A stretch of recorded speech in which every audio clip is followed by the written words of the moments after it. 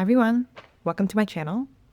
Today I wanted to summarize my Invisalign journey, which was whopping 2 years. I just got my attachments removed and I'm in the process of waiting for my retainers. And I'm, for the first time in 2 years, able to see my teeth really smooth. And I'm quite happy with the results. I would say like 9 out of 10. I did a lot of research before I embarked on this journey, and despite that, there were moments of surprise. There were definitely moments of regret and learning that I wanted to share with you in case you're also considering going on the Invisalign journey as well. I have a lot to cover, so grab a snack, let's get cozy, and let's get started. I want to share kind of the background story of why I even wanted to get Invisalign in the first place. I had a pretty significant overbite that was bothering me, especially when I would take photos from this side. I could see my front tooth being significantly more forward and my other tooth. That was honestly bothering me. Also, throughout the years, I kept hearing from my dental hygienist whether I had ever considered getting my teeth aligned. And that's because your teeth just move with age. And I didn't realize it at the time, but my teeth had moved significantly. And they were concerned that if I don't address it now, they're going to be harder to maintain, harder to floss, and eventually I would have like teeth problems, which is like the last thing you want. So, for aesthetic reasons as well as health reasons, I decided to look into the Invisalign process. At the time, I didn't even consider braces because I just didn't want that aesthetically for myself. Although in hindsight, I think I would have gone for braces. And I'll explain why later. So, like I said, the process took 2 years. I got my first set of aligners and then I got 3 refinements. If you don't know, refinements are essentially like the subsequent set of aligners that you get after your initial one to fix anything that didn't work in the first round. And that's quite common. I hear that most Invisalign patients get at least 1 refinement, but in my case, I had 3. And that's because I was so focused on my overbite that I hadn't really paid attention to how crowded and crooked my lower teeth were. If you can tell, like when I smile, you don't see my bottom teeth. And I think I had just neglected or really paid attention to how my bottom teeth were moving for that reason. But once I started going to orthodontists and shopping around for solutions, everyone brought up the fact that my bottom teeth are actually the thing that is the most concerning. Apparently, overbites are easy to fix, but rotating teeth, which is what you would have had to do for my bottom teeth, are hard. It's easy to shift teeth back and forth to make room or like make them come closer together. But with my bottom teeth, you'd have to push my teeth out so that they can open and be straight. And that part was going to be really difficult. I had no idea, but it was honestly enlightening to hear all the orthodonts point out my bottom teeth. And that really made me realize, okay, I'm doing the right thing. This is important. I should do this. Now, where it got complicated was that because of my bottom teeth, everyone had different opinions about what treatment I should get. I went to see a total of 3 orthodontists. One person told me that my teeth were not good for Invisalign, that they could only do braces for me because the bottom teeth would be so difficult to move. One orthodontist told me they've actually done many cases with teeth similar to myself and that Invisalign is totally doable. And the third orthodontist told me that I might have to do a little bit of hybrid. They would try their best with Invisalign, but if the bottom teeth are stubborn, that they would have to do braces for a couple of months. I actually ended up going for the third orthodontist. I liked that they were being quite reasonable with my request of only wanting to do Invisalign and that they were willing to adapt based on how my teeth would work with Invisalign. Also, they were having a promo and they were about $1,000 cheaper than the other 2. So it was kind of a no-brainer for me to go for the third one, which in hindsight, I regret. Which brings me to my first tip. Orthodontists, like doctors, like any other professionals, what they can do for your teeth are not textbook written. It is 100% about their capabilities, their prior experience, and their confidence in their ability to treat your teeth. I think in hindsight, the first orthodontist that told me that they could only do braces, in my mind, they didn't have enough experience rotating teeth with Invisalign to say, I can do that for you. The second one was actually the most expensive one, and they had done it before. And in hindsight, I wish I went with them because I think I didn't quite understand that that meant confidence and the likelihood of my Invisalign process being not just successful, but shorter. The third one, unfortunately, I didn't realize at the time how important this was, but it was a big name orthodontia that had multiple locations around the Bay Area. I won't name names because the chances are you're not in the Bay Area. And I don't want to talk badly about a business because ultimately, like, my teeth are good. It wasn't like a horrible experience, but it just meant that they had a lot of rotating orthodontists that would come into the office. So the person that consulted me, the person that gave me the confidence was not the orthodontist that I kept seeing throughout my visits. The person that was dealing with me, consulting with me, checking out my teeth, putting on my attachments was not the orthodontist that was actually looking at my scans and making the plan and submitting to Invisalign. So they were different orthodontists at every touch point of my process. That inevitably made my process slower because nobody was actually vigilant enough or invested in my journey to really adapt the program for my teeth. They just had the checkpoints when they would order the next set of aligners, and they would order like 10, and then I would see them after the 10th aligner, and then so on and so forth. There was no continuity of care because they saw something wasn't working or my teeth weren't moving as well as they wanted to.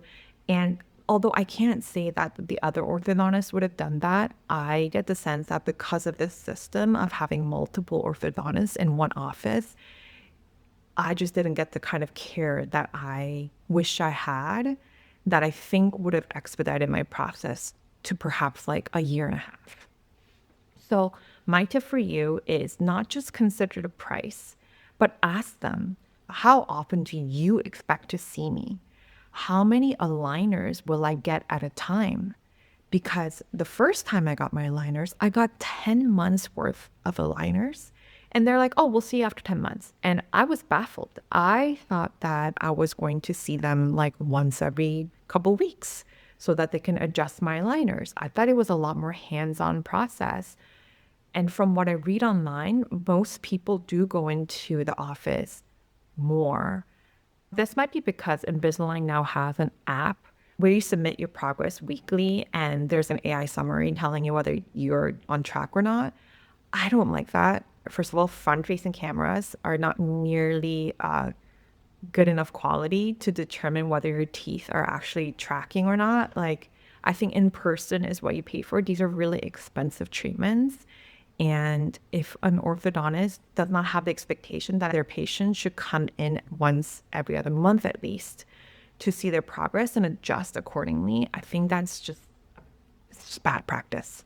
So definitely ask those questions, not about whether they're available for you, but what they expect out of you, because that speaks volumes about their level of detail in their practice. I go back and forth because braces inevitably are more uncomfortable in your mouth. There's a lot of jaggedness. Food gets stuck in it. I hear a lot of people like break skin around their mouth, and Invisalign honestly does not have that. It's quite comfortable. I had a little bit of discomfort when I first got the attachments in. So when I would eat, when I don't have the trays on, I would feel that sharpness sometimes. But it's really nothing compared to probably braces as somebody who has never had braces. always having to brush my teeth right after I eat so that I can put my trays back on, and always having to eat really quickly so that I can have like the 20 to 22-hour window. It honestly became exhausting. In the beginning, I used like an app to track it, but eventually you kind of get an idea of like more or less how long it takes for you to eat. And it significantly changed the way I eat. I stopped snacking, except I ended up having massive meals so that I can last like 6 hours without eating in between. And that would inevitably make me hungry, eat less intuitively. And I would always have to carry like a whole tooth kit around with me with like toothbrush, toothpaste, floss, gargle. And honestly, this thing about needing to brush your teeth right after you eat was honestly so inconvenient that I almost wish I got braces. This meant that I can't go to the movies and have popcorn. I can't have like a long meal with my friends where we like have a drink first and then go to dinner. Everything had to be so condensed. I can't ever graze food. I have to have very specific meals. And 2 years of that was honestly, at the end, exhausting. Another reason why I think I would have considered braces is that now braces are actually quite invisible. A lot of the parts of the braces are clear. So I don't think it would have been what I imagined braces being.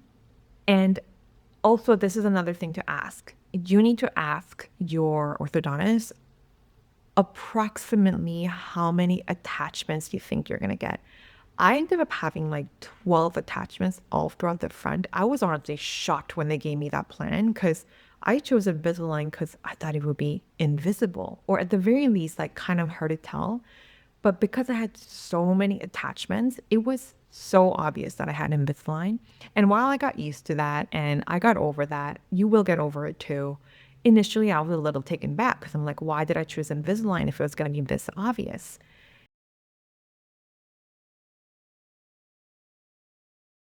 So, depending on how many attachments you need, it might not be as invisible as you think it will be.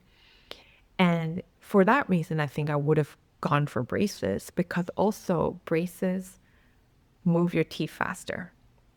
I've heard that depending on what you're trying to do with your teeth, Invisalign is actually like a better candidate. And that's not my expertise. That's something you should definitely consult professionals about. But in my case, I think braces would have been a lot faster. I know people who have ditched Invisalign and just gone with braces for that reason. They realized that Invisalign was going to take way too long, didn't have the patience, so they just ended up switching to braces, and their treatment was like cut down in half. I wish I had done that because I think I would have preferred like a shorter, more uncomfortable time than longer but also uncomfortable time. I think in hindsight, I would have preferred to deal with the quote unquote embarrassment of having braces, which is honestly silly. If anything, it's honestly a privilege to be able to fix your teeth. It's nothing to be embarrassed about. So I would have preferred that over a longer, drawn out process that was actually like an inconvenience to my lifestyle and how I eat and honestly how I socialize. And of course, braces come with more maintenance. Flossing is a little different with braces. But something that I noticed was like, especially when I would travel, like always finding a bathroom to brush your teeth is hard, especially when the water's not potable. Like when we went to Mexico, I had to carry around a water bottle just so that I can brush my teeth after meals. And in the end, I ended up getting food poisoning. And I'm pretty sure it's because I kept sticking my hands in my mouth in like an unhygienic environment. And so like Invisalign is just a lot more handsy, a lot more high maintenance than you think. And people prefer it just because they think it's invisible. And that is the case if your treatment does not require a lot of attachments. But if you require a lot of attachments and your treatment is like multiple years long, I might consider braces. I'm coming at you 2 years later where I was a little burnt out. Um, I was such an A+ student for the first year and a half, I think. I honestly, most of the times wore my Invisalign for 22 hours out of the day. I never once forgot it. I was so diligent because I really was committed to this process and I paid a lot of money for it. But towards the end, it just gets so exhausting that sometimes I would put on Invisalign without brushing my teeth. Or sometimes I would have sparkling water while I have my trays on. Sometimes I would go out for dinner and not brush my teeth at the restaurant and wait till I got home to brush my teeth, even if that meant that I would get closer to 20 hours of not wearing it. So Invisalign is definitely like a lot more high maintenance. It requires discipline, and you have to be committed to that in order to stay within the bounds of what they estimated. I know somebody who has, since day one, decided that they're not going to wear Invisalign during the day. They're only going to wear it in the evening, which means their process is taking a lot longer than they anticipated. And they're fine with that, and that's their choice. I knew that 2 years was already going to be too long for my patients, so I was really diligent. But even then, towards the last 6 months, I was honestly losing steam. So just keep that in mind. It's a high maintenance journey. I don't mean to scare you, but I think it's good to have the correct expectation when you're going into this. I really enjoyed this brand of retainer cleaners. I would just pop this in a glass of water while I was having breakfast every morning. And this kept my Invisalign clean because they get a little gross towards the end. So you want to keep them clean. And I prefer this brand over the other one that's really highly rated on Amazon because that one has like a really strict timeline of needing to remove it after like 15 minutes or something. But this one you can leave it on for longer. So it's a little bit more low maintenance. This was my favorite floss to bring. It is a lot more to carry because obviously it's like on a plastic rather than just a string. But what I liked about it was there's actual the string, which is really nice. But if you push this out, this part is also a toothpick as well. And having both was really nice. One thing you'll notice is that when you're brushing your teeth right after you've eaten, so you haven't had a chance to like work all the food out of your teeth, you have a lot more gunk in your teeth than you realize. So having both options was really helpful in keeping your teeth clean. Now, what I wouldn't recommend is this guy.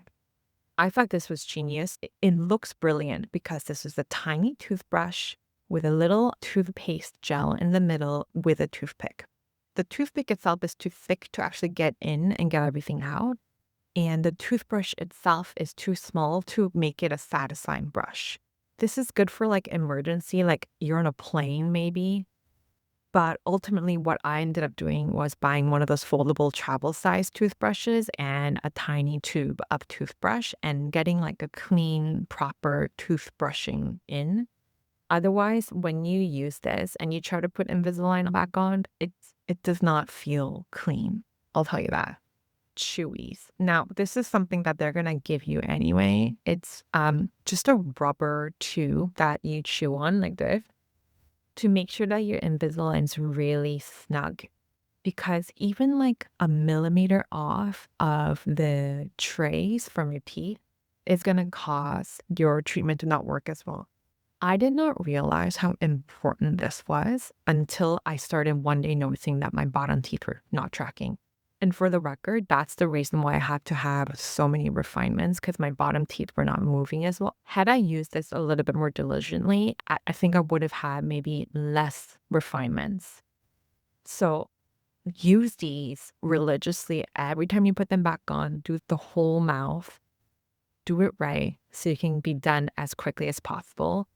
And I wish they had communicated to me better how important chewies are every time you put your Invisalign on. So, how much was Invisalign? Now, keep in mind the prices will vary a lot based on where you live, as well as the length of your treatment. Mine was in total $4,245. This was after insurance covered $2,000 of it. So this was an incredibly expensive treatment. I'm pretty sure it was that expensive because I live in an expensive city as well. So, shop around. Some orthodontists have specials on certain times of the year. Invisalign is not the only company that does clear orthodontia. There's a bunch of companies that are more like self-service that I wouldn't recommend because everything is done like remotely.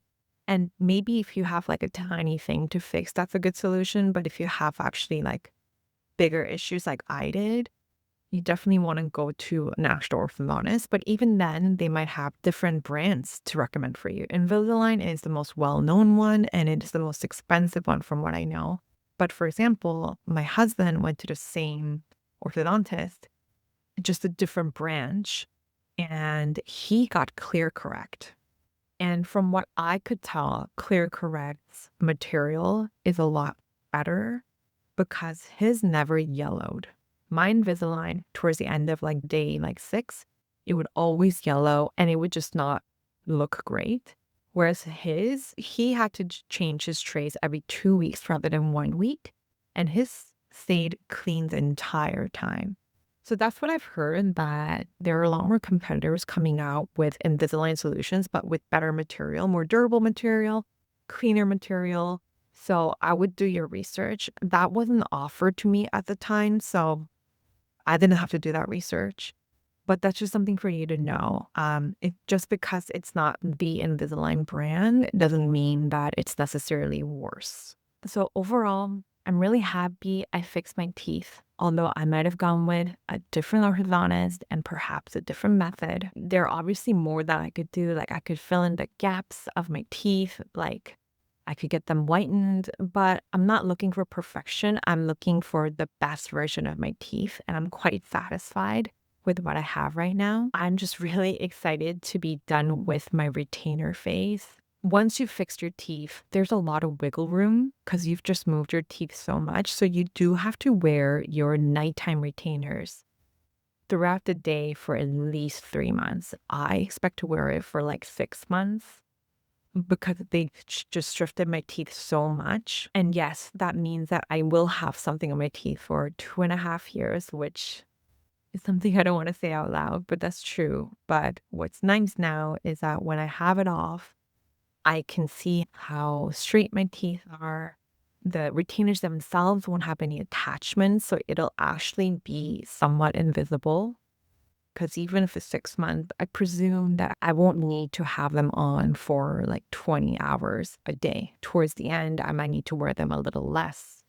It's really about how tight they feel every time you put them back on that you'll know whether you can just move on to evenings or you need to continue wearing them throughout the day.